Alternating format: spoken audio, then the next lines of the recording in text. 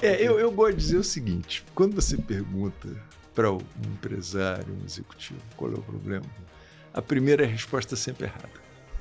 Né? Porque a resposta comum, É aquilo a que resposta óbvia, Uhum. a resposta óbvia quase sempre está errada. Tem que saber separar o que é decisão rápida do que é decisão lenta. Tem que saber. Tem que saber a hora de mudar de direção. Pivotar. Tem que saber, tem que entender. Porque se você não entender antes, você vai ser forçado a mudar de direção. E aí é muito mais doloroso. Tem que saber reconhecer em que momento do arco da vida você está e qual será o próximo. Já começar a namorar o próximo. Está aqui, mas está namorando o próximo. Né? Tem que saber reconhecer as suas limitações. Todo mundo tem limitações. Tem que saber reconhecer os seus talentos. Tem talentos que você tem. Tem que ouvir a resposta da sociedade. Quem dá as respostas não é você, é a sociedade.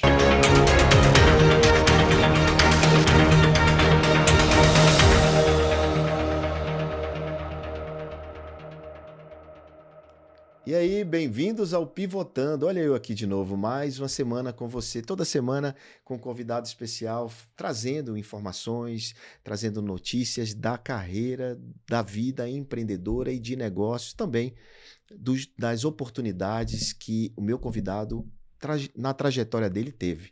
Hoje não vai ser diferente, hoje eu trago uma trajetória, uma carreira incrível, um grande profissional, um grande conselheiro, porque hoje ele é conselheiro de uma grande empresa, mas trilhou uma jornada até chegar aqui.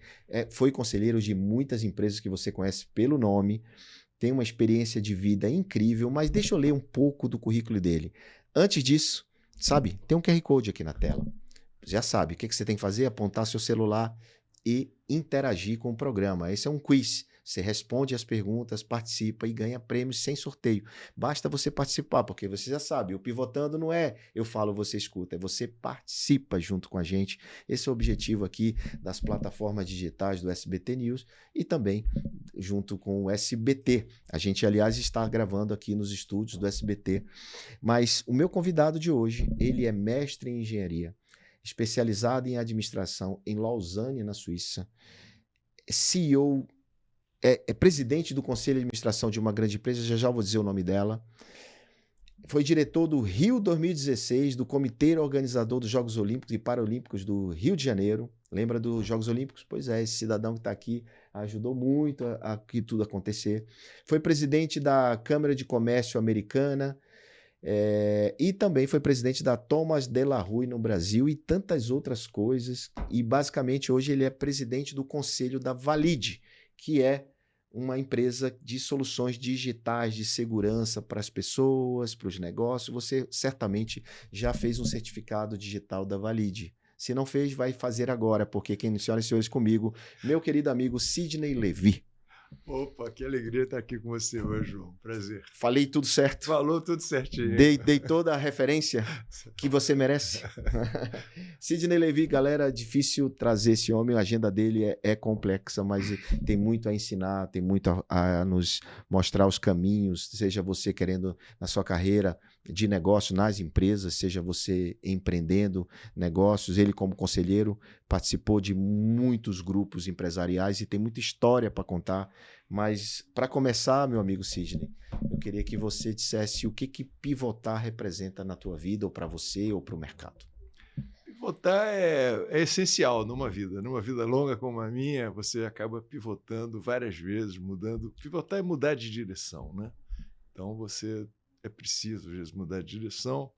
Tem o pivô que você faz porque você antevê um problema e tem o pivô que você é forçado a fazer. Pela necessidade ou pela oportunidade? Pela situação. A vida te coloca, às vezes, numa situação que você é obrigado a mudar de direção. Tomar uma decisão em rumo daquilo que você tomou a decisão. O barco estava andando assim, de repente o barco tem que ir para outro lugar. E você tem que acreditar que aquele outro lugar vai te levar para um lugar melhor. Exatamente. Então, isso é o momento... Quando você olha uma vida, você vê que tem momentos essenciais que ou você foi obrigado a fazer, ou você sentiu a necessidade de fazer. E isso provavelmente vai organizar o resto da sua vida, né? Muito bem. Hoje você, com longevidade, né, que você tem, e como você bem declara, você trilhou por vários momentos e pivotou vários momentos na sua vida. Apesar de que você olha uma carreira bem-sucedida, né, de longo tempo dentro em uma companhia, mas essa companhia foi pivotando.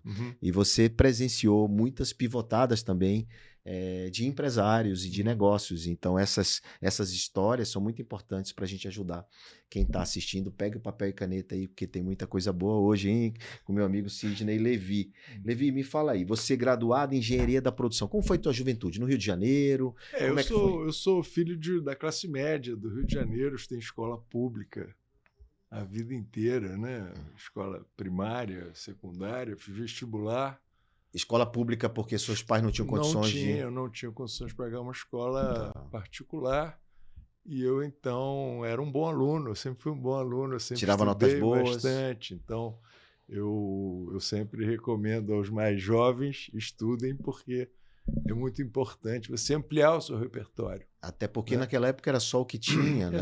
Não tinha essas mídias disponíveis que tem hoje. Então, eu sempre estudei muito e era um bom aluno, era um ótimo aluno. E fui passando pelas escolas públicas até que fiz vestibular e passei para engenharia. E por que engenharia? Não tinha muita opção na época. Se você era um aluno bom em matemática, todo mundo dizia, olha, meu amigo, engenharia. Você tinha uma característica de ser bom em matemática, então números era comigo. Era engenharia ou medicina, mais ou menos, eram os grandes áreas. Não tinha. Hoje você pode ser um chefe de cozinha, né? Mas naquela época não tinha isso. Né? Mas naquela era uma referência, inclusive, de remuneração para fazer dinheiro. Né? Sem dúvida. Se você queria subir na vida, você ia ser médico, ia ser engenheiro. E isso eram as duas grandes linhas. E assim você fez, e depois que você escolheu esse curso, depois você foi fazendo o curso até que se formou, ou você arranjou um trabalho antes de se formar? Então eu entrei na engenharia e no terceiro ano, quando eu tinha 19 anos, eu entrei cedo na faculdade com 17 anos e com 19 eu estava andando num corredor na faculdade, tinha um anúncio de estagiário da Casa da Moeda. Casa da Moeda. E eu fiz uma prova e passei e virei estagiário da Casa da Moeda. Casa da Moeda, galera, é onde imprime o dinheiro que você usa. Exato. Então com 19 anos, comecei a trabalhar. E foi um momento especial da minha vida, porque eu comecei a ganhar um pouquinho de dinheiro, comprar carro. Salário. Né? Uma empresa do Estado naquela época, era uma coisa muito importante. Era um bom salário. Então, de estagiário até o quê lá dentro da Casa da Moeda? E aí eu fiquei... Tem uma história muito engraçada que eu fazia mudança de processo de fábrica. Eu trabalhava dentro de uma fábrica. E tinha uma maneira de trabalhar e a gente bolava maneiras de trabalhar melhor. Como melhorar a produtividade daquele departamento, por exemplo. O processo ali, como é que funcionava? E eu me dedicava muito a isso, eu gostava de fazer isso, eu gosto até hoje de fazer isso. E nós fizemos... Tinha um amigo meu que comprou uma máquina Super 8 e a gente fez um filme, como era e como ficou. Que legal. E a gente começou a passar esse filme em vários lugares e passou numa universidade. E tinha na plateia uma pessoa que trabalhava na Thomas de la Rue, que era uma empresa inglesa. Era um funcionário no Brasil? Era um funcionário do Brasil. Daí ele falou assim, cara, vai lá na Thomas, vai conversar. O que fazia a Thomas nessa época? Thomas essa era uma empresa que fazia impressos de segurança, era uma grande gráfica. De papel, o impresso de segurança ele tem um relevo. Tá. Então era uma gráfica gigante, quente, no Rio de Janeiro. Quente, barulhenta. E precisava de um monte de processo, melhorar os processos. Então aí ele falou assim, e aí eu fui fazer falou, não, vem aqui, monta um controle de qualidade, que não tinha na época. E eu tinha feito uma tese de mestrado sobre os círculos de qualidade, que na época o Japão tinha inventado. Os 5S. Exatamente, como você usar as próprias pessoas da fábrica para melhorar a qualidade, para eles identificarem onde estavam os problemas. E eu falei para esse cara, cara, eu vou, mas eu gostaria de fazer os círculos de qualidade. Ele falou, tá bom. E aí eu fui e comecei uma vida nova. Eu tinha 25 anos, eu casei. Já tinha casado com 25? Acabei com 25 e estou casado até hoje, graças a Deus, muitos anos. Muito bom, muito bom. Bem, casei bem, graças claro, a Deus. Feliz. Casaria de novo com Casaria ela? de novo Como com é a o nome minha dela? mulher, Lúcia. Dona Lúcia. Que eu devo muito a ela, tá Ele certo? só é esse homem que está aqui hoje graças à senhora. Eu fico sabendo disso, viu, Dona Lúcia? Então eu comecei a trabalhar e mudei de vida. Foi a minha primeira mudança. Saí de um emprego público. Meu pai falou, você tá maluco? Vai sair de um emprego público garantido pro resto da vida, né? Exato. E vai trabalhar para Seu pai esses trabalhava ingleses. com o quê? Meu pai era um comerciante, né? E ele falou, que loucura isso. Ele com muita dificuldade de fechar o mês, né? E eu tinha um salário fixo para a vida, né? Casa da Moeda, para a vida. E eu saí. Foi a primeira pivotada. Eu fui trabalhar com os ingleses, fazendo controle de qualidade. E A Thomas de la Rue é uma empresa inglesa. era uma empresa 100% super inglesa, sede em Londres, muito formal, né? E aí foi ali que você começou a sua trajetória. Aí eu comecei a subir. Eu fui gerente de controle de qualidade, fui subindo, acabei diretor industrial e acabei sempre nessa área. E sempre no Rio. Sempre no Rio. Chegou alguma coisa comercial? Você falou diretor comercial? Não. Aí Industrial. aconteceu. Industrial. Eu tomava conta da fábrica. Tinha sempre na 2.000 parte, pessoas. Sempre na parte interna, né? 2.000 sempre da porta para dentro. Eu tomava conta daquelas 2.000 pessoas. Seu lugar de potência sempre foi da porta para dentro. Naquele momento. Eu quero ver essas pivotadas. A vida vai mudando, né? Então, naquele momento. Você ficar prestando atenção. Você viu que ele estava ali na indústria da porta para dentro e depois a gente vai a entender onde entra esse jeito de se relacionar com as pessoas que você construiu, né? Porque para fazer o que você faz hoje tem que se relacionar com muita gente. Sem dúvida. Tem que engolir muito sapo? Engoliu muito sapo na vida? A gente esquece o sapo, né? Deixa pra lá, né? A gente lembra das coisas boas, é o que fica, né? Mas eu até que não engoli muito. Eu trabalhava muito. Eu gosto de dizer o seguinte, eu comecei a almoçar aos 40 anos. Até aos 40 anos eu não almocei, pessoal. Eu não almoçava, eu acordava de manhã, trabalhava que nem um louco até de noite. Esquecia de almoçar. Não almocei. Eu comecei a almoçar aos 40. Se você tem menos de 40 anos, não precisa almoçar, tá certo? Isso até ajuda no porte físico que você tem hoje, né? Não gerou aquela barriguinha da cerveja. Então... Então eu virei diretor industrial e aí eu entrei num grupo de diretoria. Foi o primeiro grupo os outros eram ingleses, eu era um brasileiro. O único brasileiro. O único brasileiro. Então era muito difícil para mim, né, essas reuniões. E aí teve uma crise qualquer e o presidente, que era um inglês, teve que ir embora, teve que voltar para a Inglaterra. E ele falou, olha, eu vou ficar uns meses fora. Você segura a onda. Provisoriamente você segura. Tinha 30 anos de idade. Com 30 anos você foi alçado à presidência? Não era presidente. Ele continuava sendo presidente, mas ele ficava lá. Eu tive um problema pessoal. E eu fiquei aqui, segurei. E foi muito estressante para mim. Eu não tinha... Quantos anos nessa segurando? Fiquei mais ou menos menos de um ano. E quando ele voltou, ele falou, o que você quer? Eu sou grato a você, o que você quer? E eu falei, eu quero estudar. Preciso aprender a falar um bom inglês. Preciso aprender finanças, que eu não conhecia. Mesmo tendo já uma boa posição, você foi humilde de dizer, eu preciso aprender. Exato. Então, ele falou, tá bom, eu vou pagar para você. E eles me pagaram, eu fui para a Suíça. Aí foi lá que nasceu, foi lá que você fez Lausanne. Fiz um curso, uma escola chamada IMD na Suíça. De administração. E aí eu fiquei estudando bastante tempo. Como se fosse um MBA? Um MBA para pessoas de alto potencial. E eu era o único brasileiro numa turma, foi bastante difícil também. E aí uma segunda e terceira pivotada eu fui fazer uma carreira internacional. Então eu fui, quando acabou o curso, os ingleses falaram assim, vem trabalhar aqui na matriz. Da empresa que você trabalhava no Brasil. Exatamente. Eu fui trabalhar na matriz, eu trabalhava na matriz. Em quê? Qual era a área lá? É muito interessante. Eles tinham 9 países que eles tinham operação. Isso lá também era uma gráfica quente também? Todas gráficas ao redor do mundo. E eles criaram uma posição para mim que é o seguinte, todo mundo quer comprar alguma máquina em algum lugar aqui, vai fazer um formulário, vai mandar para você, você vai analisar. E você vai dizer para o presidente da empresa sim ou não. Ou se tem viabilidade. Ou não. Eu fazia o estudo. E eu telefonava, ia no país, ver e tal. Porque eram máquinas caríssimas. Né? Máquinas caríssimas. Até que aconteceu uma coisa também muito interessante, que eu fui para a Espanha, veio um processo, eu não entendi direito, falei, não, vou ir na Espanha ver. Quando eu cheguei na Espanha, eu vi que tinha alguma coisa errada. Uma coisa muito errada. E eu, então, numa sexta-feira, chamei o presidente da empresa na Espanha e falei, olha, tem alguma coisa muito errada aqui. Eu vou fazer um reporte, vou dizer isso para eles, para os ingleses. E aí... Quase não sai da Espanha. Esse espanhol falou, só vou te pedir uma coisa. Faz na segunda-feira à tarde. Falei, tá bom. Aí eu voltei para a Inglaterra. Quando foi mais ou menos meio-dia, eu recebi um telefonema, era esse cara. Falou assim, eu tô aqui na Inglaterra, eu pedi demissão, acabei de pedir demissão, e eu tô recomendando você para ser o presidente da empresa na Espanha. E aí eu fui ser o presidente da empresa na Espanha. Cara, você aceitou conta de um erro lá. E eu fui ser o presidente da empresa na Espanha, e aí fui com a minha família inteira, eu já tinha 2 filhos nessa Quanto época. tempo na Espanha? Aí eu fiquei 3 anos na 3 Espanha, anos, foi a primeira vez que eu fui CEO. Sua primeira experiência de como... direito, eu tinha 33 anos. Muito era novo, né? Novo. Mas aí já com a bagagem cultural... Bagagem, coisa eu já sabia, a Espanha era um país...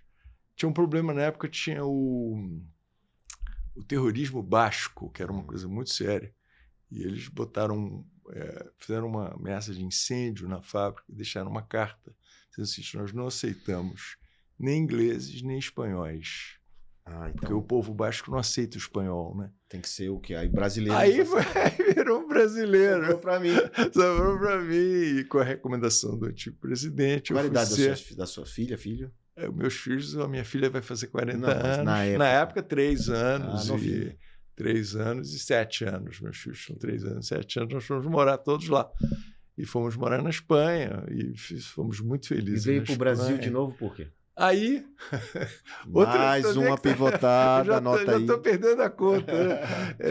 E aí aconteceu o seguinte, os ingleses venderam a subsidiária brasileira para uma empresa americana, chamava American Banknote. Porque imprimia... Aí, nessa época, fazia os cheques. O Brasil era o maior usuário de cheque do mundo, por causa da hiperinflação. Ainda existe impressão de cheque. Não, hoje praticamente não existe. Mas, na época, era uma coisa muito grande, era uma fábrica muito grande de cheques. E foi vendida, então, para os americanos. E eu, então, uma outra virada na minha vida, eu voltei para o Brasil para trabalhar para um grupo americano, uma empresa aberta na Bolsa. Mas era a mesma empresa Era a mesma empresa que eu conhecia. Era mesmo os funcionários, mesmo time? Um time parecido, mas o dono era completamente diferente. Certo. Os ingleses eram tradicionais, né? E o outro americano arrojado, empreendedor. Era um alucinado, alucinado que eu aprendi muito com ele. Que era um advogado que, sem nada... Construiu o império. Tomou conta de uma empresa que já existia e se alavancou demais. E eu aprendi muito com esse cara. E eu entrei no conselho da empresa nos Estados Unidos. Você era presidente do Brasil e também do conselho da empresa nos Estados Unidos. E foi um período muito intenso. A empresa no Brasil aí trouxe o Bradesco como sócio. O Bradesco entrou de sócio. Ficaram os americanos e o Bradesco. E você presidente? E eu presidente, subordinado a essas 2 pessoas. Esse americano, alucinado, e o seu Lázaro Brandão, de saudosa memória, uma pessoa maravilhosa. E eu lidava com essas 2 pessoas, totalmente diferentes entre si. Imprimindo o cheque? E aí começou a mudança, porque em 94 teve a primeira grande crise da empresa, quando o cheque acabou. Teve o Plano Real e o cheque, metade da receita da empresa desapareceu de um dia para o outro. Então tive que demitir muita gente. Teve que fazer uma reestruturação muito e vocês complicado. Foram fazer o quê? E aí começou a inovação. Porque o papel migra para o plástico, para o cartão, né? Quer dizer, o próximo passo é o cartão. É o cartão. Né? E você fez parte dessa transformação. Nós trabalhamos muito e conseguimos mudar para o plástico. Foi uma mudança também dolorida, né? Mas conseguiu. Conseguiu, passou, a empresa estava super bem, foi crescendo muito e fez muitas aquisições. E foi quantos anos? E aí isso durou uns 6 anos. E aí, outra... Pivotada. O americano abre falência e é preso. Eita, poxa. E eu do conselho sou chamado em Nova York, um juiz. Fala assim, olha, eu vou pedir para você continuar no conselho. A gente estudou aqui o assunto. Só você que vai ficar no conselho, a gente vai tentar fazer alguma solução aqui para a empresa. E entrou Massa falida. Nos Estados Unidos, a empresa no Brasil, bem, o Bradesco sócio, empresa muito bem no Brasil.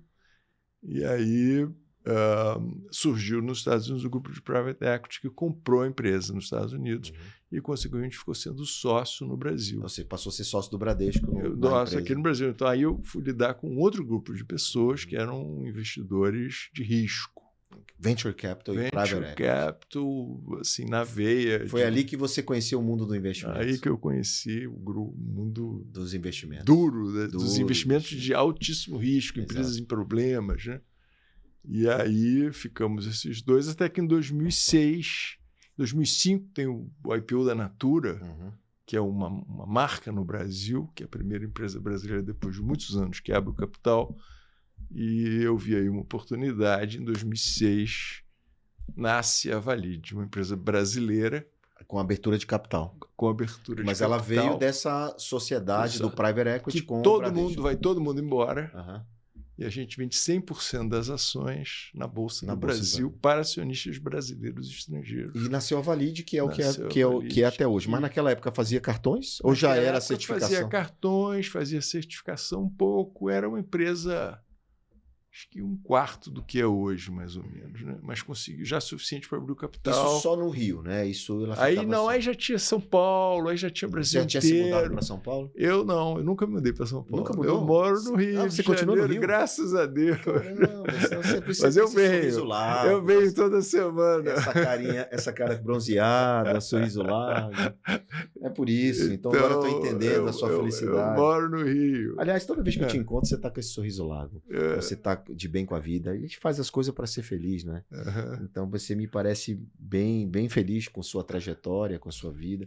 Não teve esses momentos de angústia, digamos, empresariais dessas empresas, isso nunca te tirou do sério? Isso nunca te deixou angustiado? Vou contar uma história para você. O meu chefe americano, que eu adorava, que era totalmente louco, mas eu adorava ele, era uma figura muito arrojada, ele foi preso.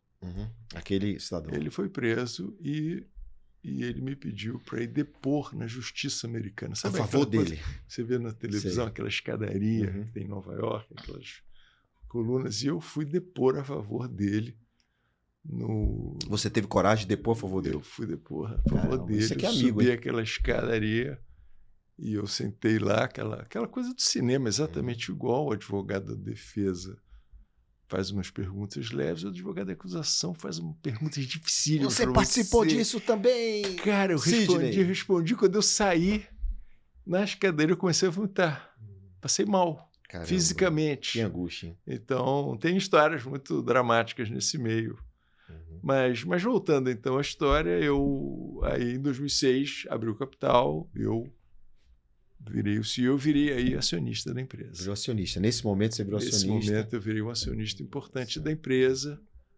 Mas aí mantendo a presidência? Mantendo a presidência. Não era presidente do conselho? Não, tinha um outro presidente do conselho. E você era executivo. Eu era um executivo CEO, e acionista. Sim, CEO acionista. Aí muda um pouco, né? Completamente. Você com a visão já de investidor, já acionista, como CEO. Já rodado, né? Já rodado, com a experiência, tendo que apresentar contas a um conselho. A um conselho. De uma empresa pública. E um monte de acionistas, milhares de acionistas no mundo inteiro, né?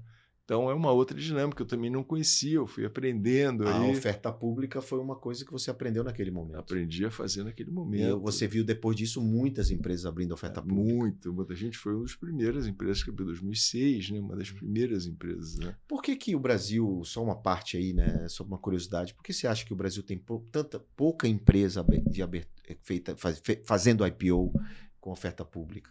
O Brasil vive uma crise de credibilidade, né? Nos últimos anos, né? O Brasil está muitos anos com uma agenda de credibilidade internacional muito grande. É uma pena isso, né? E isso afasta as empresas de abrir a oferta pública. Sem dúvida. Porque quem move realmente são os acionistas estrangeiros, que é uma quantidade de dinheiro muito maior do que tem aqui. Lá fora, nos Estados Unidos, por exemplo, tem muito mais empresas em oferta pública do que públicas do que no Brasil. Aqui tem pouca ainda, relativamente. Muito pouca. E você teve uma febre há 2 anos atrás, 3 anos atrás, e o resultado dessas empresas foi muito ruim. Então o acionista estrangeiro fala, meu Deus, quem entrou perdeu, por que eu vou entrar? Então, isso muda, viu? Isso muda rápido, mas o momento é esse. Naquela época, quem entrou se deu muito bem, né? Porque a Valide cresceu absurdamente. Cresceu muito. Cresceu 3 vezes mais. Ganhou muito. Depois teve momentos ruins. É uma história que segue, né? E você seguiu como CEO até quando? Aí, em 2011, eu já estava 5 anos nessa situação de acionista e eu cansei. Aí foi quando eu cansei e também eu já estava achando que estava hora de passar para frente. Eu então promovi internamente uma pessoa CEO e fui ser o presidente do conselho. E odiei. Odiei ser presidente do conselho naquele momento. Porque você tira a caneta de executivo, é muito complexo. Odiei, não gostei. Foi um ano muito infeliz. Minha mulher fala que é o ano mais infeliz da minha vida. Foi quando eu era presidente do conselho, estava com a vida resolvida, mas muito infeliz. E aí toca o telefone e eu fui ser o diretor-geral do Comitê de Organização das Olimpíadas. Te deu uma motivação muito... Uma coisa totalmente diferente, um projeto muito... Te convidaram para participar como diretor? Para ser o diretor-geral, CEO. Diretor-geral, CEO de tudo, botar a Olimpíada para funcionar. Você pilotou a Olimpíada? Pilotei. Caramba, sem experiência nenhuma nisso. Nem é nada, nunca conheci esporte, não conheci nada. Então... E quem foi que te convidou? Como é que foi essa? Eu tinha um Porque amigo... é uma empresa pública, né? O Comitê Olímpico é uma empresa... Não, é uma empresa privada. É uma empresa que arrecada 3 bilhões de dólares e tem que gastar tudo em uma semana. E depois fechar a conta e entregar a conta. Então, com os olhos do mundo inteiro olhando para você. O Rio 2016. Exatamente. A Olimpíada aqui foi você pilotada por você. Então, em 2012, teve a Olimpíada de Londres. E a Olimpíada de Londres foi 5 bilhões de dólares que eles conseguiram arrecadar. No Brasil, ia arrecadar 3. E o Comitê Olímpico Internacional chegou à conclusão que não ia dar para fazer a Olimpíada. E que precisava de um CEO, precisava de uma pessoa com experiência em negócios e não dirigentes esportivos. Que era o caso antes. E aí eu fui. Eu larguei tudo, vendi todas as minhas ações e fui embora. Pedi demissão da presidência do conselho. Você saiu do conselho da Valide? Tudo, eu fui... Você continuou com as suas ações? Eu era conselho de várias empresas nessa época. Vida nova. E foi de cabeça. Me atirei nisso, passei 4 anos e quase morri. Quase morri. Aí quase morri, realmente. Morreu como? Isso é linguagem figurada. Muito difícil. Muito difícil. Que tipo de dificuldade? É conhecimento, gestão? Falta de dinheiro. Londres, 5 bilhões de dólares. Eu tinha 3. Tinha que fazer a mesma coisa. Não podia dar vexame, tá certo? Então, muito difícil. E as autoridades brasileiras, nesse momento, se você lembrar, 2013, o povo estava subindo o Congresso Nacional, o negócio dos 20 centavos aqui em São Paulo parou, né? Descrédito completo. Porque, geralmente, esse tipo de Olimpíada tem dinheiro de patrocinadores mundiais. Né? E essa imagem pública do Brasil não era boa na época. Horrível. Nesse momento, a presidente Dilma, com muitas dificuldades, acabou no impeachment. O governo paralisado, né? Então, e como é que você fala da Polícia Federal? Porque tem bomba, tem muita coisa, né? Então, foi um período... E você foi esquivando isso e montou um time profissional? Montamos um time profissional, que hoje estão aí excelentes profissionais na TIM, estão em empresas grandes brasileiras. E nós fomos levando tiro e bomba de tudo quanto era canto. Se desviando, mas eu aprendendo aí a lidar com o poder público, que eu nunca tinha lidado. Você aprendeu a lidar com oferta pública, com bolsa, empresa listada na bolsa, depois aprendeu a lidar com a gestão pública. E agora eu estou com o telefone e o ministro da Fazenda quer falar contigo e tal.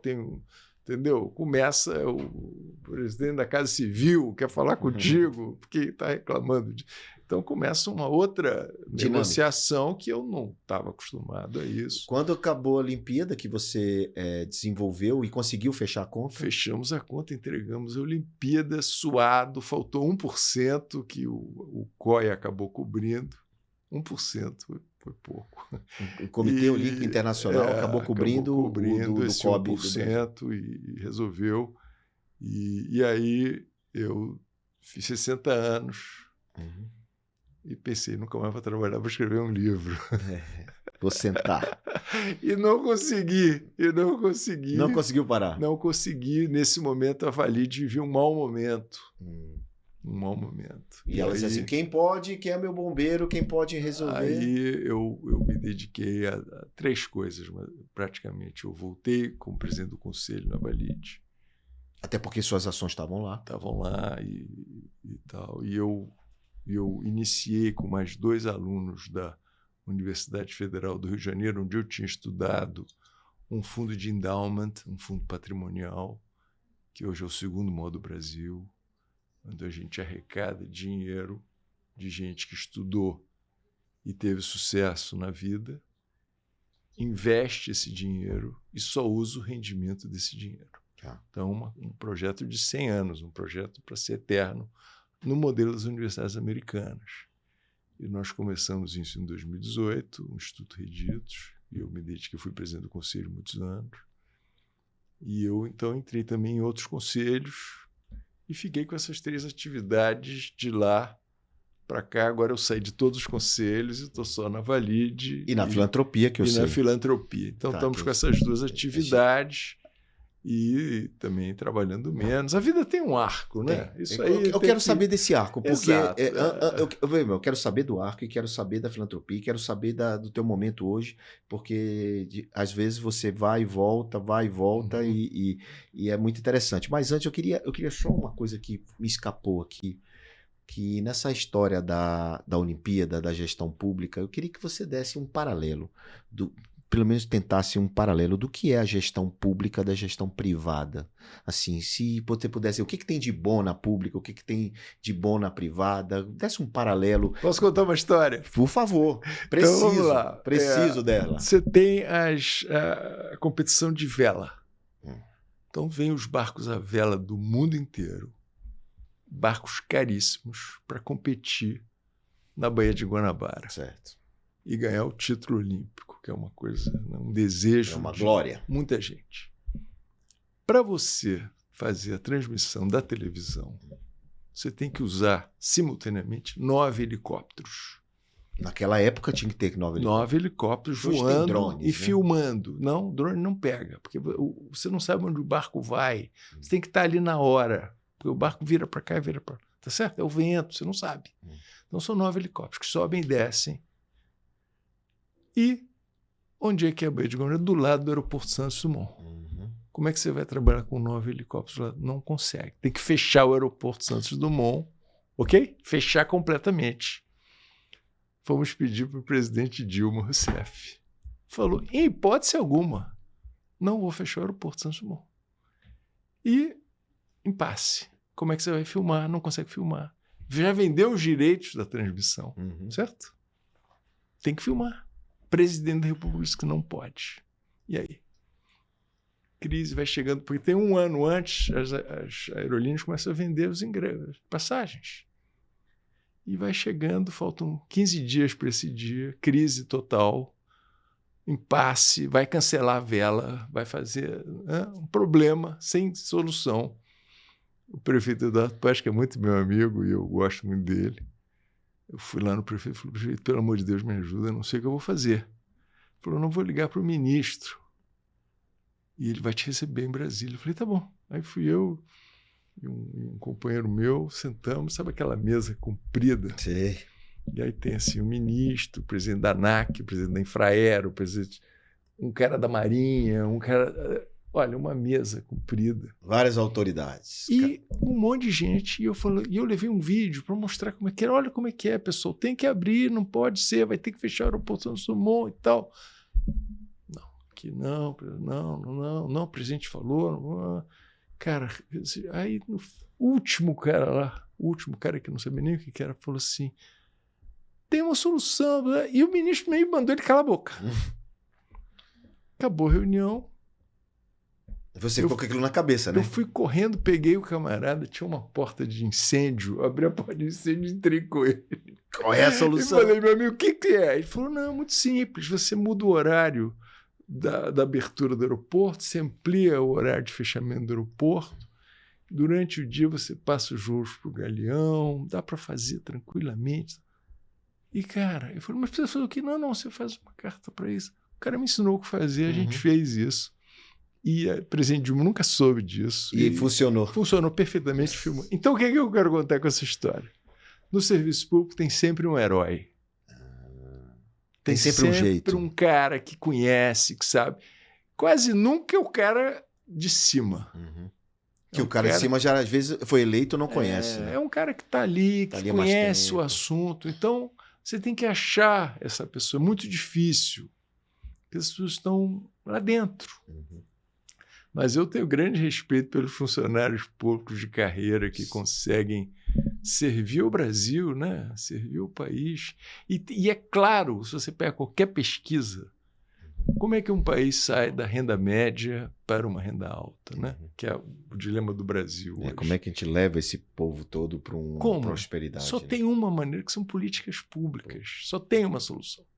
Então, a política pública é uma coisa muito importante. Você aceitaria algum cargo público para isso?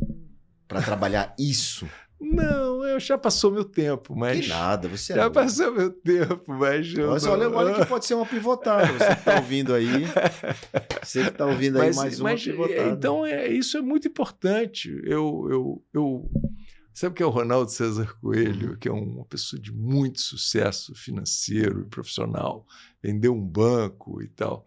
E ele, uma época, foi secretário da Saúde do Estado do Rio de Janeiro, que é talvez um dos piores empregos do mundo, os hospitais públicos, aquela dificuldade. Ele foi na minha casa e falou assim, olha, eu nunca fui tão feliz na minha vida. No dia que eu saí. Durante o período que eu fiquei sendo secretário. Caramba, ele tem... Porque eu estava servindo ali a população na veia. Então, isso é muito bom, você servir a população, né?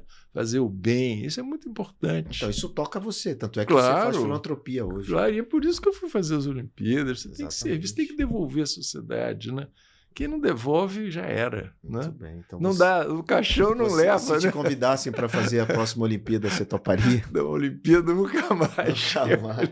Foi um desafio gigante. Mas não deu aquela sensação de dever cumprido, não? Deu, claro. Você check na tua vida. Muito emocionado. Até hoje eu fui ver. Eu fui a Paris, eu vi a cerimônia de abertura, eu chorei 4 horas. Fiquei 4 horas chorando de emoção, né? Porque você viu aquilo, né? Você fez aquilo. É um negócio muito impressionante na minha vida. Eu adorei ter feito. Então, né? mas de verdade. Doloroso, né? Mas de verdade, a gestão corporativa, empresarial, ela é muito diferente da gestão corporativa governamental, né? Tem lucros e perdas, né? Tem lucros e perdas. Você faz um balanço. Você acaba o mês numa empresa, você faz um balanço. Entrou tanto, saiu tanto. O governo tem que empatar. E essa conta nunca fecha, né? Você trabalha com um déficit. E você não sabe de antemão, muitas variáveis ao mesmo tempo. Você não sabe a arrecadação. Você não sabe a despesa, você não sabe nada. Você sabe muito pouca coisa, na verdade, né? Então, o equilíbrio, como é que você sabe o equilíbrio? É a sensibilidade política, né? Então, o Eduardo Paz, que eu gosto muito, já falei, ele fala assim, não tem problema de dinheiro na administração pública. Não tem, não existe. Se você souber trabalhar, não existe. Entendeu? Às vezes tem uma questão de... Hoje, por exemplo, o governo está buscando um equilíbrio, né? Porque tem despesa, mas tem que cortar, tem que não sei o quê. Então é sempre assim, como você falou, né? Quem está com a caneta é que tem a responsabilidade de buscar esse trabalho aí árduo, difícil. Mas vamos lá. Depois, então, da Olimpíada, você voltou para a Valide, né? E assumiu outros conselhos que você já comentou. Mas na Valide, o que se transformou a Valide hoje, assim, até hoje, com o que você... Porque hoje você está é presidente do conselho hoje, né? Porque você já teve saídas, idas e vindas. E não, quando você voltou da Olimpíada, você não foi mais CEO, certo? Não, nunca mais fui CEO. Nunca mais foi CEO. Você nunca mais assumiu nenhuma cadeira de CEO. Não, nunca mais. E você assumiu lá a presidência do conselho até hoje. Até hoje. Né? Então, de 2017 até hoje, você está na presidência do conselho. E o que era a empresa em 2017 e o que é a empresa hoje? Eu gosto de falar o seguinte. Quando eu entrei na empresa, era uma grande gráfica, quente, barulhenta, papel entrando para um lado, saindo para o outro, milhares de pessoas, né? E hoje nós temos em 10% dos celulares do mundo inteiro um chip nosso. Um chip Valide? É. Eu não sabia que a Valide tinha um chip. Me fala mais sobre isso. O SIM, que chama o SIM. O SIM card. É nosso. Nós temos 10% do mundo inteiro. Então o SIM card não é feito no Brasil, é feito lá fora. A gente tem lugares no mundo inteiro fazendo isso, entendeu? Nós temos 10% do mundo inteiro. São chips nossos. Chips Intel, chips NVIDIA. Não, chips onde a gente bota o software. Bota software. A impressão do chip. Bota o software e faz a plataforma de comunicação com a telefonia. Ah, tá. O chip, a impressão do chip é de você. Fisicamente, o SIM e o software de conexão. Tá. Então você virou uma empresa de tecnologia. Para isso, você pode imaginar quantas vezes isso foi evoluindo. Isso foi evoluindo, né? E agora entrando no mundo digital completamente, né? Onde não tem materialidade de nada, né? O que vende a Valide no Brasil, por exemplo, para quem está assistindo? Qual é a relação dele, de que qualquer empresa, empresário ou profissional que está nos assistindo, qual é a relação que ele tem com a Valide hoje? A gente tem... No Brasil? Não tem nenhum brasileiro que não tem uma relação com a Valide. Nenhum. Eu posso garantir para você. Como? Porque nós temos... Não, eu sei que eu tenho um certificado digital, eu tenho o meu, eu tenho o Valide. Nós temos o celular, nós temos 10% dos celulares, aqui no Brasil nós temos mais de 10% dos celulares, do chip do celular. Nós temos 30% dos cartões de plástico com chip do Brasil. Então você imprime o plástico, cartão, bota o código, codifica, manda para tua casa. Não, manda para a operadora de cartão. Não, ou já manda direto. Você, já manda direto. Via uma operadora. Então, se você abrir a sua carteira, tem um cartão com Valide. 30% do Brasil. Certo. Então, mas não tem uma relação direta com o consumidor, é através de um cartão de crédito. Através de um banco, de um cartão de crédito. E nós fazemos 60% dos documentos físicos do Brasil, que é carteira de motorista, carteira de identidade, e agora também as versões digitais, que você tem o certificado digital.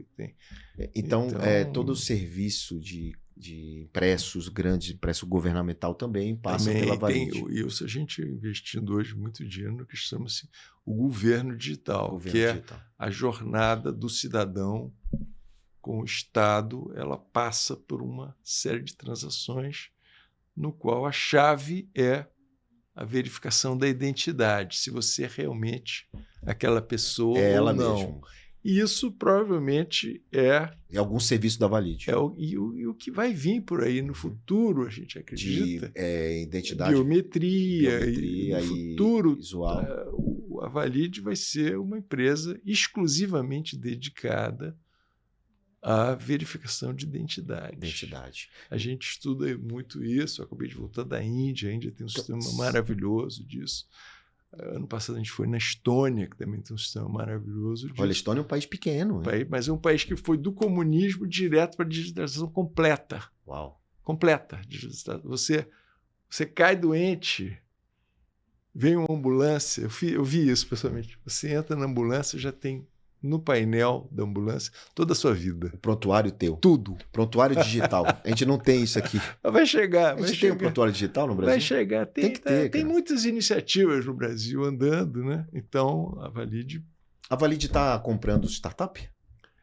A gente fez muitos investimentos, perdeu metade, jogou fora. Teve 2 que foram muito bem. Então, a gente comprou no passado algumas empresas. A gente prefere quando já está faturando aí uns 50 milhões. Isso é uma empresa maior, né? 50 milhões está faturando, já está boa para faturar. A gente fatura 2 bilhões e pouco. Então, 50 milhões é o tamanho. A gente startup mesmo é difícil para nós. Tem a governança corporativa, tem comitês, conselhos, que é uma questão de cultura também. Tem a cultura, né? Então é um pouco complicado, menor que 50 milhões. Né? Já fizemos, mas... E você na física? Eu na física, eu tenho um filho que é um especialista nisso. Que é de capital de risco. Que está numa empresa chamada Atmos, que é um grande, talvez o fundo mais bem sucedido do Brasil nos últimos 10 anos. Fundo de quê? De private ou de equity? venture? Não, de equity. De participações de todo tipo. Participações de todos os tipos. Legal. E aí você investe com ele. Filho, obviamente, filho tem que apostar no bom gestor, né? E ele está indo super bem. Então, essa parte eu delego ao meu filho. Tá certo, faz muito bem. Deixa ele... Ele está fazendo muito bem. Então, eu estou muito feliz. Está te dando um bom retorno, pelo jeito. Muito feliz. O lago, o fundo está gerando. Exatamente. Eu dei muita sorte com meus filhos também. Meu filho... Ele aqui em São Paulo ou lá no Rio? Nisso, está no Rio, mora perto de mim, e faz isso muito bem, tem muito sucesso. E a minha filha é advogada e hoje em dia acho que é a maior influencer de literatura infantil do Brasil. Legal. A minha filha tem um Instagram chamado Mãe Lê Pra Mim. Mãe Lê Pra Mim? Que é um sucesso. Hoje ela escreveu uns livros também, então ela se dedica, em paralelo à carreira de advogado, a ser uma influenciadora de livros infantis. Para ajudar na leitura. Para estimular as pessoas a lerem desde 2 anos de idade. A mãe lê para o filho desde cedo. Que legal. E a criança começar a ler, né? A gente lá no grupo investe em uma empresa que tem um YouTube focado em crianças, que chama 3 palavrinhas. De educação infantil, de entretenimento infantil ligado ao mundo cristão. Que legal. Ligado ao mundo cristão, dando em desenhos e tal. Bem interessante. Então, isso é um mercado muito, muito importante e, basicamente, ajudar essas crianças a melhor formação, né? Perfeito. A leitura não tem coisa melhor do que isso. Essencial. Eu sou um leitor compulsivo. Então, leio muito até hoje. Sempre li muito. O que a gente pode... Você imagina uma pessoa tá te vendo e tem desafios na empresa dela. Você, como um conselheiro, ela tá ali endividada e nesse mercado difícil, vamos dizer que é um varejo ou uma indústria. Qual é o conselho que um conselheiro como você, com tanta experiência, poderia dar para esse empresário? Acho que tem 2 questões essenciais, né? A primeira é o seguinte: qual é o seu papel na sociedade? A quem você está servindo? Como é que você está fazendo isso? Está fazendo bem? Está fazendo mal? E isso, quem tem que responder não é você, é a sociedade, certo? Então, se as suas vendas estão caindo, você não está atendendo o que as pessoas estão querendo. Então, dizem, não, mas eu estou fazendo direitinho. Não. Isso é uma resposta concreta que a sociedade te dá ou não. Tá certo? É igual um artista. Ele é um bom artista e tal, mas não vende. Ninguém conhece. Uau. A sociedade está dizendo, não. Tá certo? Não é você. Então, a primeira questão, acho que para um empresário, para um executivo também, o que você está fazendo? Está servindo? Está dando certo? As pessoas estão respondendo bem? Porque às vezes não é o seu talento, né? Qual é a resposta real que estão te dando? Tá certo? Então, isso acho que é a primeira coisa. A segunda coisa é o com quem. Com quem você está trabalhando, né? As pessoas estão entregando, não estão entendendo, não estão entendendo, né? Então, quando eu sento num conselho, eu acho que essas são as 2 questões. A empresa está servindo? A empresa está indo super bem e tal, mas a venda caiu 10%. Opa! Tem alguma coisa no produto ou no serviço? Não, a nossa equipe é ótima e tal, mas nos últimos 2 anos saíram 3 diretores financeiros. Opa! Tem alguma coisa esquisita, né? Entendeu? Eu, quando entrei no Comitê Olímpico, eu cheguei, me deram um crachá. Aí teve o crachá número 700. 700? Eu falei, puxa, tem 700 pessoas aqui. Eu falei, não, só tem 300. Eu falei, mas e o resto? Não, o resto foi mandado embora. Pô, falei, então tá horrível, porque já rodou, entendeu? 100% das pessoas, tá tudo errado, né? Então, Essa rotatividade é estranha. eu Tem que daria parar para... essas duas guias. Principal para empresário. Olha aí, 2 lições importantes para você anotar o que está indo de errado na tua empresa, né? E deixa de desculpinha, né? Fica dando desculpa, porque o mercado, porque o governo, porque... Eu gosto de dizer o seguinte, quando você pergunta para um empresário, um executivo, qual é o problema, a primeira resposta é sempre errada. Né? Porque a resposta comum, é a resposta óbvia, e a resposta óbvia quase sempre está errada. Todos os problemas têm um core, tem o interior da fruta, né? Você tem que ir raspando para chegar no interior. Qual é o real problema que está acontecendo? Por que eu estou vendendo menos? Né? Por quê? Não, o mercado está ruim. Tem alguém que está certo. Se alguém está vendendo. Tem alguém que está vendendo. É importante entender que dinheiro muda de mão, ele não some, né? Exatamente, alguém está vendendo. Então, essa não é uma boa resposta. Né? O produto está bom. Não, o produto é excelente. Será que o produto está bem precificado? Então, você quase sempre... O trabalho, eu acho, de um conselheiro e de um... Você aconselha as empresas a formarem um conselho de consultivo, pelo menos? Eu admiro muito esse papel, porque eu fui executivo muitos anos. E um conselho é como se fosse um mentor, né? É lógico, o executivo é muito solitário, né? É muito solitário, estoura no... Né? E esse apoio dele ajuda, né? Ajuda. E não é caro, cara. Tem tantas formações de conselheiro hoje que você pode buscar para trazer ouvir outras ideias. Né? Checar que as suas ideias estão boas ou ruins, né? Exatamente. Validar isso. Eu digo sempre que um porquê e um porquê não muda a vida, cara. Muda, claro. Mas por que não? Peraí, não tinha pensado nisso. Mas por que não outro caminho, né? É melhor muitas vezes até você dar um direcionamento. Vai por ali, fazer um questionamento. Que é uma pergunta bem feita, a resposta pode realmente. Eu acho que o papel natural no arco, esse negócio que eu estava falando do arco... Sim, me fala do arco. Então, num determinado momento da sua vida, que no meu caso chegou aos 60 anos, você tem independência financeira, eu tive conquistas, sorte, filhos. Casei bem, tenho 2 filhos bem, tenho 5 netos. Tem netos? 5 netos. Uma delícia, tudo deu certo, não tenho desejos. Né? E aí? Então, só tem uma solução que vale a pena, na minha opinião, que é você começar a devolver. Give back. E você devolver conhecimento, dinheiro, ideias. Você, né? Não é mais para você. É um legado, né? Em vida. É só o que você vai deixar para os outros. Legado em vida é muito importante. As pessoas vão levar, né, para suas vidas e para a sociedade. Por isso que eu fui um pouco para a Olimpíada também. Né? Por isso que eu estou fazendo com essa UFRJ, porque é o que fica para os outros. Eu não faço mentoria de jovens. A UFRJ é o endowment, né? É o endowment da UFRJ. Mas hoje a filantropia sua é aonde? Eu tenho várias coisas aí, mas onde eu sou estruturalmente envolvido como vice-presidente do conselho no endowment da UFRJ.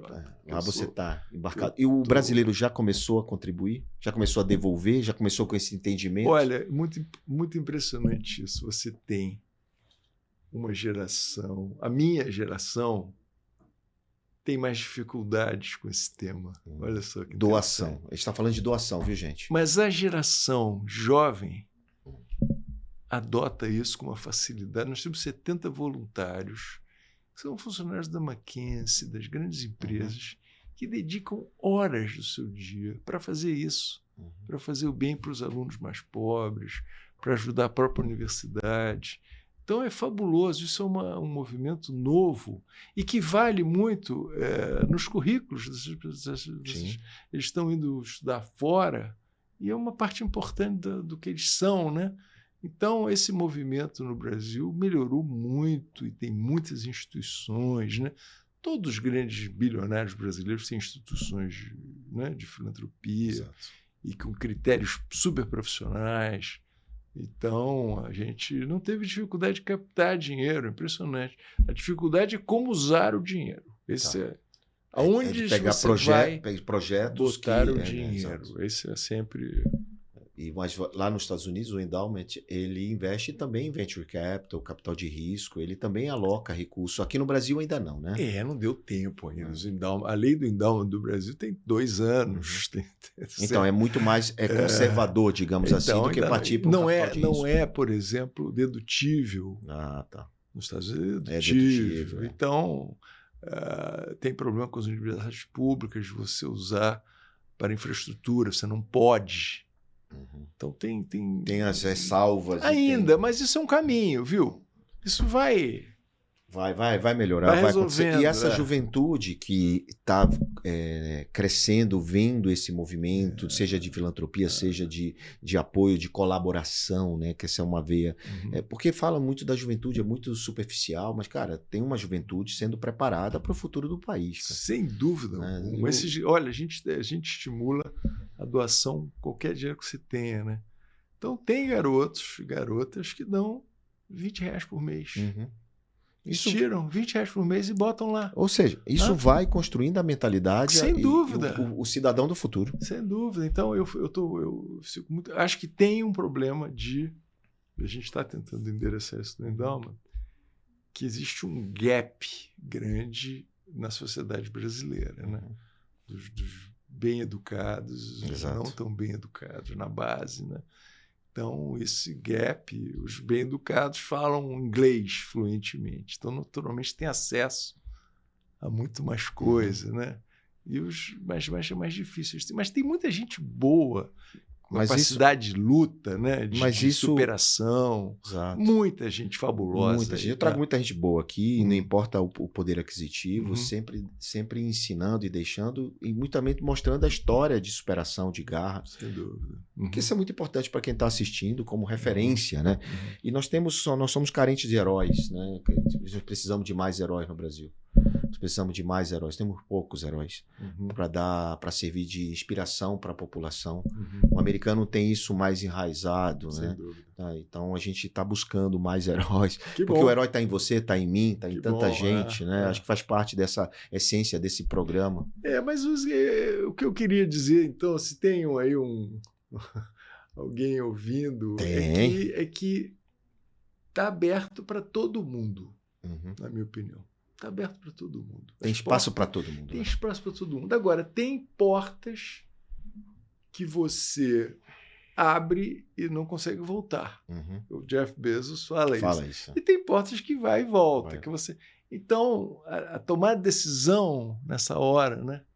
Qual é, né? Qual é a porta que vai e volta e qual é a porta que não volta? E a decisão é sua, é particular. Né? Por isso o conhecimento vai ampliar a sua visão, para que você tenha uma melhor tomada de decisão. E aquele negócio da decisão rápida e da decisão lenta. Né? Tem decisão que você tem que tomar devagar. Respirando. Por exemplo, casar, tá certo? Casar, pensa muito. Porque investir, não. Investir toma logo, senão você desiste. Tem certas coisas que você vai mais rápido. Então, tem decisões rápidas, tem decisões lentas. Você tem que saber separar essas duas coisas, né? Dê exemplo de a casar é a lenta. E a rápida? Dá um exemplo. Rápida. Você me ligou, você quer vir aqui no programa? Bora. Vambora. Muito bem. Tá vendo? E que decisão certa, e que decisão certa para você, né? Quanto ajudou você e que essa história incrível desse homem que trilhou uma carreira, que tem uma experiência gigante, construiu uma família linda, como ele mesmo fala, mas que está preocupado com o legado, preocupado em servir, fazendo seja através do fundo lá da universidade, seja através da filantropia, inclusive dos seus investimentos, porque está investindo, dando através do recurso que ele adquiriu, está continuando investindo em mais pessoas, em mais negócios, em mais projetos. Isso é muito bom. Eu queria 2 perguntas finais para você. A primeira é desse arco, como é que você falou? O circuito? O arco da vida. O arco da vida. Isso cabe um livro, hein? Você já tem o livro O Arco da Vida? Eu não tenho. Então registre o Arco da Vida, porque é o seu livro. E estou declarando, estou profetizando que você vai escrever esse livro, que tem muita história para contar. O Arco da Vida. Qual é o próximo arco? Qual é o próximo ciclo? O arco da vida começa quando você nasce e acaba quando você morre. O arco, então, qual é o seu próximo ciclo? Então, eu já passei do ápice. Eu estou na fase que eu estou diminuindo. 70 anos, 68. 68 anos, então... você já não estou. Eu não estou mais no palco. Tá. Eu não quero mais estar no palco, tá certo? Outras pessoas têm que estar no palco. Ok, mas você está ajudando Então, outras pessoas. você tem outros papéis. Ah. O arco é o seguinte, você vai mudando de papel. Muito bem. É o ator principal, depois você é o ator coadjuvante, ator principal, diretor do filme. E qual é o E próximo? o produtor do filme que está atrás da cortina e ninguém sabe que ele está lá, tá certo? E depois ele vai só inspirar, tá certo? Então isso, eu acho que eu às vezes fico constrangido quando eu vejo pessoas negando o arco da vida, querendo ser ator principal no momento que já não era aquele momento, mas então eu estou pensando, eu penso em escrever um livro. Eu acho que no arco da vida deixar esse legado em vida, escrever esse livro, não é mudar de posição do arco, mas simplesmente consolidar. Eu tenho netos, Pois é. Eu acompanho meus netos muito de perto, tá certo? Com uma conexão forte com eles. Então tem muita coisa ainda para fazer. Muito bem. Então, eu queria que você deixasse para a gente uma mensagem, uma lição, um aprendizado que você pode, para quem está nos assistindo, ficou com a gente aqui esse tempo maravilhoso, desse aprendizado incrível e dessa história maravilhosa. Eu acho o seguinte, tem chance para todo mundo, primeiro. Tá certo? Para todo mundo. Tem que saber separar o que é decisão rápida do que é decisão lenta. Tem que saber. Tem que saber a hora de mudar de direção. Pivotar. Tem que saber, tem que entender. Porque se você não entender antes, você vai ser forçado a mudar de direção. E aí é muito mais doloroso. Tem que saber reconhecer em que momento do arco da vida você está e qual será o próximo. Já começar a namorar o próximo. Está aqui, mas está namorando o próximo, né? Tem que saber reconhecer as suas limitações. Todo mundo tem limitações. Tem que saber reconhecer os seus talentos. Tem talentos que você tem. Tem que ouvir a resposta da sociedade. Quem dá as respostas não é você, é a sociedade. É o mercado. Tá certo? É o mundo. O mundo fala para você. Ouça, tá certo? Se você não ouvir, a coisa vai ficar feia para você. E enjoy, aproveite a vida, porque a vida só tem uma, e se você não aproveitar, ninguém mais vai aproveitar por você. Eita, quantas lições, hein? Eu queria te dizer, quem tem ouvido, ouça. Quem tem ouvido, ouça. Olha aí, se você fizer parte disso aí que ele está te deixando, você já tem meio caminho andado. Queria eu ter tido essa oportunidade de ouvir isso lá atrás, porque eu teria errado muito menos, muito menos. Mas ninguém pode sair daqui sem receber um presente do Pivotando. Presente aqui nosso do SBT, do Pivotando, para você. Que é uma caixinha personalizada, Sidney Levi, com seu nome, que tem essa canequinha e um café especial com seu nome. Eu agradeço muito, agradeço bastante. Isso aí vai estar na sua prateleira, com seu nome lá, para você ser lembrado Pivotando. Não só para assistir quando você quiser, porque isso também aqui nós acabamos de registrar um legado. Um ensinamento e a sua vida para os seus netos assistirem, porque é sobre isso, né? É como o Silvio, né? Quantas histórias e o legado que ele deixou para todo um patrimônio incalculável não é de valor, mas de histórias e momentos e memória afetiva. E é disso que a gente vive. Com o seu arco da vida, são ciclos que se repetem muitas vezes. Tenho certeza que você deve ter um neto mais parecido com você e outro não. E assim é a vida, não é? É isso aí. Espero que tenha sido importante para você esse momento de qualidade com a gente. Eu acho que nem senti o tempo passar. Espero não ter falado muito. Que bacana. Então fica aí esse carinho do Pivotando. E você já sabe, tem um QR Code aqui na tela para você participar do programa, você interagir, responder perguntas, ganhar também um prêmio, ganhar e participar e responder e se tornar um pouquinho mais inteligente, um pouquinho com mais informação, né? Não é para encurtar caminho, que essa não é muita ideia nossa, mas simplesmente para te ajudar, te apoiar, servir. Esse é o objetivo. Então, você que assistiu, também deixe seu comentário se achar importante, compartilhe com seus amigos, porque você já sabe, toda semana aqui no Pivotando, nós temos um encontro marcado. E é claro, na semana que vem, te encontro aqui com outro convidado especial, com mais histórias e mais pivotadas da vida. Valeu? Valeu. Obrigado e até a próxima.